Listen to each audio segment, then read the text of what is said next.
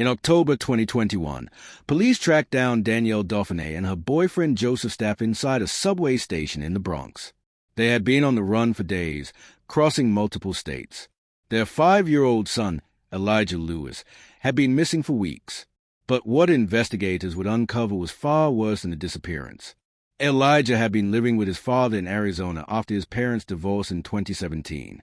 In May 2020, he was sent to live with his mother in Merrimack for what was supposed to be a 30-day visit. He never went back. Inside that basement home, prosecutors say Elijah endured 18 months of escalating abuse.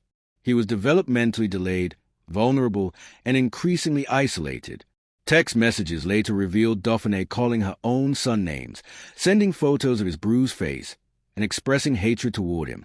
Then, in September 2021, Elijah vanished. Dauphinais claimed he wandered out a sliding glass door in the middle of the night. She said she searched near a lake and up and down the street, but she never called police. Weeks passed without a report. When authorities began investigating, after a newborn baby born to Dauphinais tested positive for drugs, questions about Elijah intensified.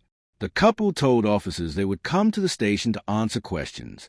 Instead, they withdrew $1,000 in cash, loaded Elijah's body into their pickup truck, purchased new phones and clothes at a Target in Massachusetts, and drove to a state park in Abington.